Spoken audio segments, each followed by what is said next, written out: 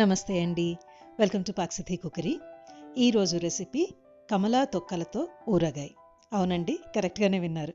కమలా తొక్కల్ని waste చేయకుండా దాంతో చాలా టేస్టీగా ఊరగాయ ఎలా చేసుకోవాలో చూసుకుందాము. ఇప్పుడు ప్రొసీజర్ చూద్దాం. దీనికోసం నేను 3 కమలాలు తీసుకున్నాను. వీటిని శుభ్రంగా కడిగి తొక్క మీద ఏమాత్రం తడి లేకుండా అంతా తుడిచిపెట్టుకున్నాను. కొద్దిగా తడి ఉన్నా కూడా, చెమ్మ ఉన్నా కూడా ఊరగాయ అనేది బూజు వస్తుంది. అందుకని మొత్తం తుడిచిపెట్టుకోవాలి. కాసేపు గాలికి ఆరపెట్టుకోండి.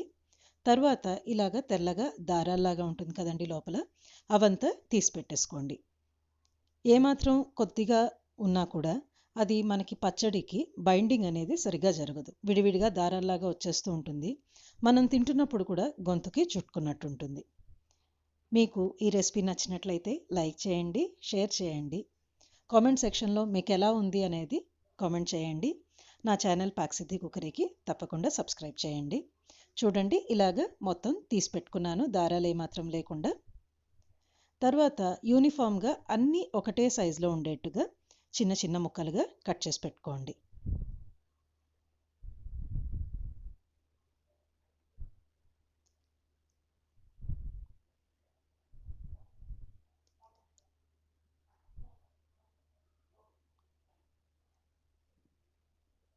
చూడండి ఇలాగా. ఇది మొత్తం మీద 100 గ్రాముల తొక్కల ముక్కలు. ఇవి 3 కమలాలకి 100 గ్రాములు వచ్చింది. ఇప్పుడు ఒక బాండ్లీ తీసుకుని స్టవ్ ఆన్ చేసుకుని 150 ml గ్రౌండ్నట్ ఆయిల్ తీసుకున్నాను. తర్వాత ఈ నూనె కొద్దిగా వేడి చేసుకున్న తర్వాత 1 టేబుల్ స్పూన్ ఆవాలు వేసుకుని చిట్పట్లాడించాలి.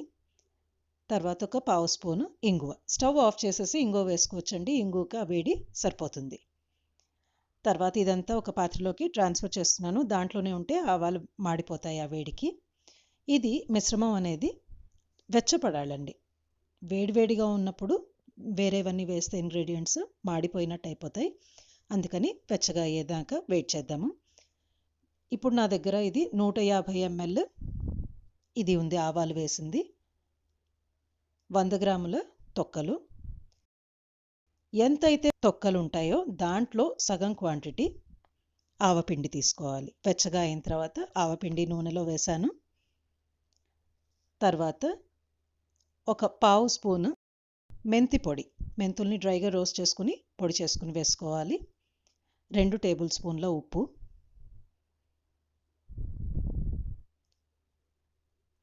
గుంటూరు చిల్లీ కారం తీసుకున్నాను నేను ఇక్కడ, అది 2 టేబుల్ స్పూన్లు. మీకు ఎక్కువ తక్కువ కారం మీ ఇష్ట ప్రకారం వేసుకోవచ్చు.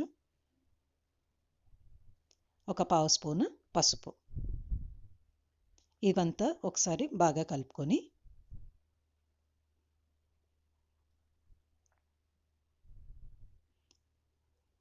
తర్వాత ఇవి ముక్కలు వేసేసుకుందాం. దీంట్లో మొత్తం ఒకసారి బాగా కలుపుకోవాలి. ఎంతైతే తొక్కలు ఉంటాయో గుర్తుపెట్టుకోండి, దాంట్లో సగం అనేది ఆవపిండి ఉండాలి. ఇది వెంటనే తినడానికి రాదండి, ఇవి ఊరాలి. లేదంటే కొంచెం వగరుగా చేదుగా ఉంటుంది. అందుకని 2 రోజులు ఊరనిద్దాము. మూత పెట్టుకుని చూడండి, 1 రోజు అయిన తర్వాత మీకు చూపిస్తున్నాను. ఒకసారి పైకి కిందకి అంతా కలియపెట్టుకొని మళ్ళీ మూత పెట్టుకుందాము. 2 రోజుల తర్వాత, ఒక 48 గంటల తర్వాత కరెక్ట్గా మీకు చూపిస్తున్నాను. చూడండి, రెడీగా ఉంది. మొత్తం ముక్కలు అనేది కొంచెం మెత్తపడి ఆ సారం అంతా పీల్చుకుంది. మంచి వాసన కూడా వస్తుంది కమలాది. ఇప్పుడు ఇది అన్నంలోకి తినచ్చు, పెరుగన్నంలో మీకు ఎలా కావాలంటే అలాగా దీన్ని కన్జ్యూమ్ చేయొచ్చు.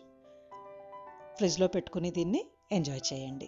ఒక ఎయిర్ టైట్ కంటైనర్లో పెట్టుకోండి. Thank you for watching.